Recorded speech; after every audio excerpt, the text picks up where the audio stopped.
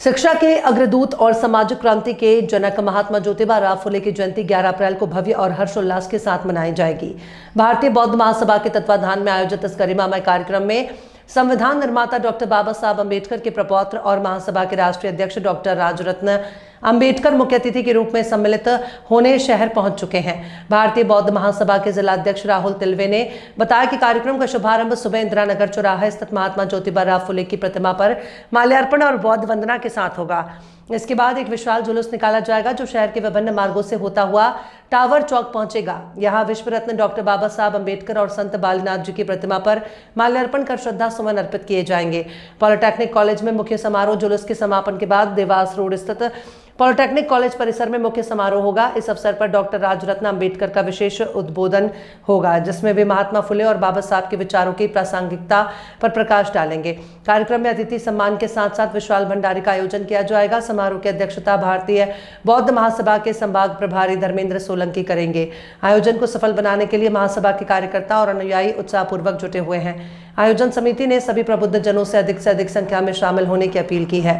जय भीम, नमो बुद्धाय। मैं राजरत्न अम्बेडकर आज मध्य प्रदेश में जो बाबा साहब अम्बेडकर जी की जन्मभूमि है वहाँ पर मैं आया हूँ और उज्जैन में बुद्धिस्ट सोसाइटी ऑफ इंडिया के माध्यम से बाबा साहब अम्बेडकर जी की जयंती, महात्मा फुले इनकी जयंती, सम्राट अशोक इनकी जयंती, ऐसी संयुक्त जयंती यहाँ पर बुद्धिस्ट सोसाइटी ऑफ इंडिया भारतीय बौद्ध महासभा के माध्यम से कल यानी 11 अप्रैल 2026 को यहाँ मनाई जाएगी और उसी के नाते मैं यहाँ पर आया हूँ।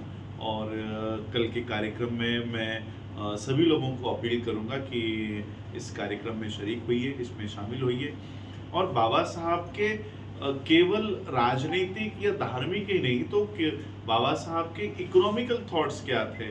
और आज जिस तरह से हमारे सोलटक के साहब ने बताया है कि यहाँ मध्य प्रदेश में भी कई सारी स्कूलें बंद हुई है, उत्तर प्रदेश में हो रही है, महाराष्ट्र में हो रही है, तो ये महात्मा फुले जी ने ये बहुत पहले ही बता दिया था कि शूद्र इस देश में कैसे बने हैं।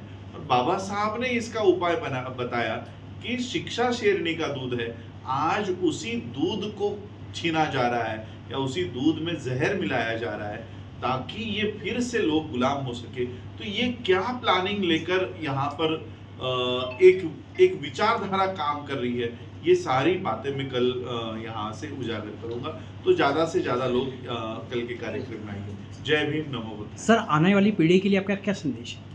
आने वाली पीढ़ी के लिए मैं यही कहना चाहूँगा कि बाबा साहब के किए हुए काम का बेनिफिट हम लोगों ने आज तक लिया है और अगर हम ये और भी आगे लेकर जाना चाहते हैं, ये बेनिफिट आने वाले नस्लों को, जनरेशन्स को भी अगर देना चाहते हैं तो हमें भी वो काम करना होगा।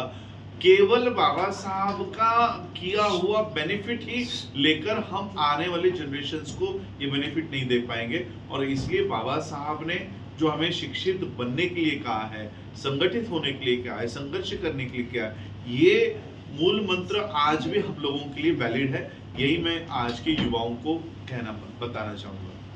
Thank you.